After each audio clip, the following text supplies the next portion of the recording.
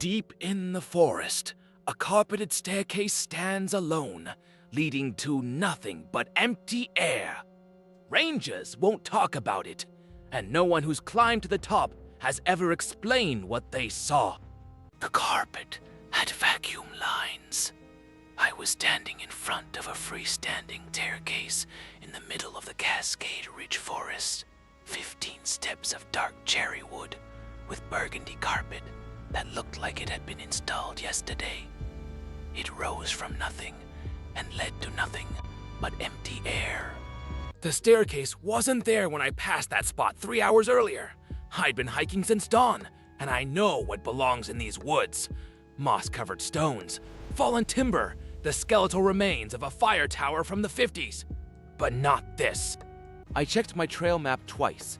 No structures listed. No historical markers.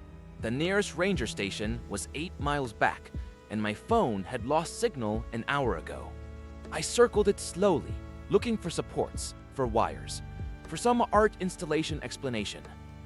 There was only silence and the smell of pine, and something else. Something like old hotel corridors.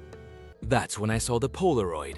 It was wedged between 2 steps, about halfway up, faded, but clear enough. The same staircase, the same angle, but the trees around it were smaller, thinner. I flipped it over. August 1964 was written in blue pen.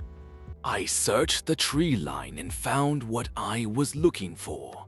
Another Polaroid wedged into the bark of a nearby pine. Same staircase, different trees. March 1989. Then another, tucked under a stone. July 2001. Someone had been documenting this thing for decades, and every photo showed the same pristine carpet, the same unmarked wood.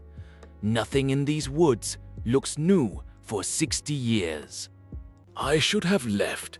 I knew I should have left, but I was already climbing.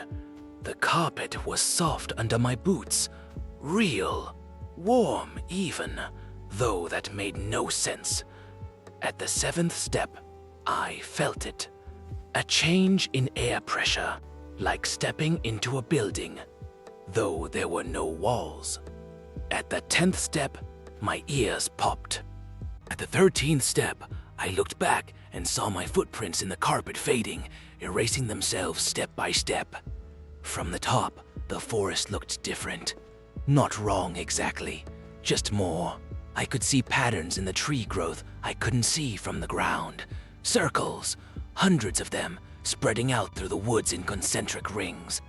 At the center of each ring, something vertical. Something the same height as where I was standing. I counted 11 of them before my vision started swimming. That's when I heard the ranger's voice, distant and sharp, calling my name. I hadn't told anyone my name. I checked in at the visitor center under my trail permit number, nothing else. But she was shouting it over and over, telling me to come down slowly, telling me not to look north. I looked north. The trees went on for miles, but in the far distance, I saw them. Not more staircases, platforms, hundreds of them rising above the canopy like a scattered fleet. And on some of them, shapes that might have been people, and on others, shapes that weren't. The ranger's voice cracked. Close your eyes and count the steps down. I did.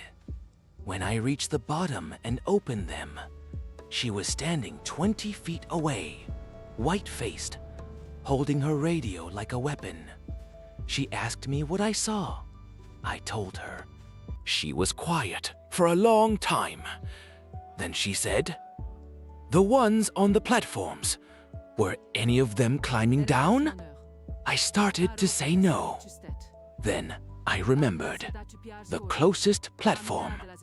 The shape descending, step by step, into the trees. She clicked her radio. "We have a stair climber at Cascade Ridge. Activate Containment Protocol 7. I asked what that meant.